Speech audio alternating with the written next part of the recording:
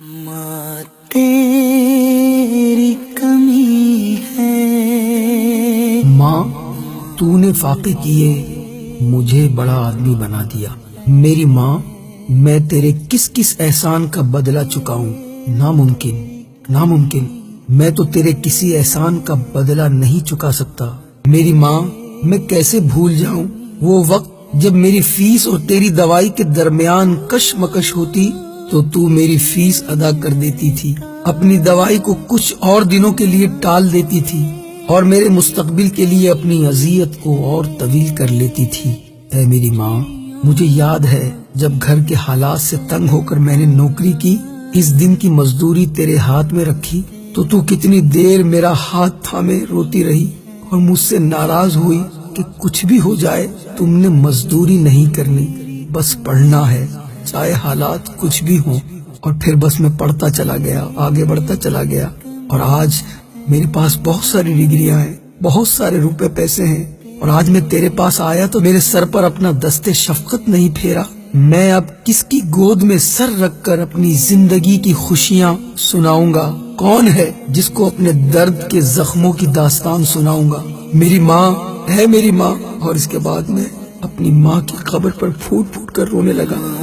تیری کمی ہے۔ جب میرا من ہلکا ہوا تو میں اپنے مینیجر کو لے کر آیا۔ میں نے کہا میری ماں کی قبر کو ماربل سے اتنا خوبصورت بنا دو کہ اس شہر کے قبرستان میں کسی کی ایسی قبر نہ ہو، چاہے ماربل لگ جائے چاہے ٹائل لگ جائے، پھول لگاؤ، پتیاں لگاؤ، قبر کو خوبصورت بنا دو۔ قبر باہر سے تو بہت خوبصورت بن جائے گی، شہر کیا ملک میں اس سے زیادہ خوبصورت قبر نہیں ہوگی، لیکن قبر کو اندر سے خوبصورت بناؤ۔ وہ سفید لباس میں موجود نہ جانے کون بزرگ تھے کہ میں ان سے متاثر ہوئے بغیر نہ رہ سکا۔ میں نے پوچھا لیکن بابا جی اندر سے قبر کیسے خوبصورت بن سکتی ہے؟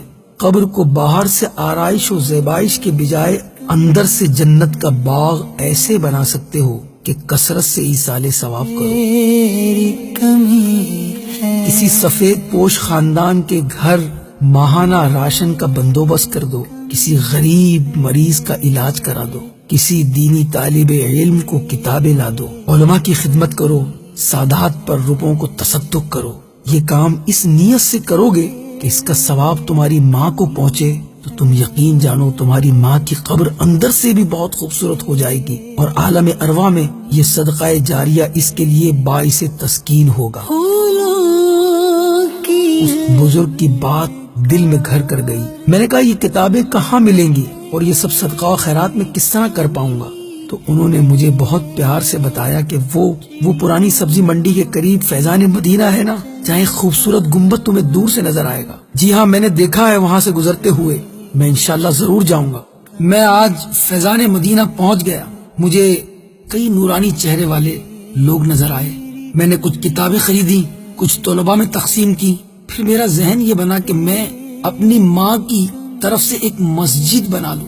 مسجد تو قیامت تک رہے گی نا، تلاوت کرنے والے تلاوت کرتے رہیں گے، سجدہ کرنے والے سجدہ کرتے رہیں گے، نمازیں پڑھنے والے نمازیں پڑھتے رہیں گے، میری ماں کو بہت ثواب ملے گا۔ کمی ہے۔ میں نے وہاں جا کر خدام المساجد نامی ایک مجلس سے رابطہ کیا، ماں کے ایصال ثواب کے لیے ایک مسجد بنانے کی رقم پیش کر دی، اور مجھے وہیں سے معلوم ہوا آج شب برات ہے۔ میں وہیں سے قبرستان اپنی ماں کی قبر پر پہنچ گیا۔ میرے میٹھے میٹھے اور پیارے پیارے اسلامی بھائیوں، اللہ کی راہ میں صدقہ و خیرات کیجیے اپنے والدین کی طرف سے۔ ایصال ثواب کے لیے ایک بہت بڑی رقم صدقہ کی ہے، تو گویا مجھے یوں لگ رہا تھا کہ میں نے اپنی ماں کی قبر کو صرف باہر سے ہی نہیں بلکہ اندر سے بھی روشن کر دیا ہے۔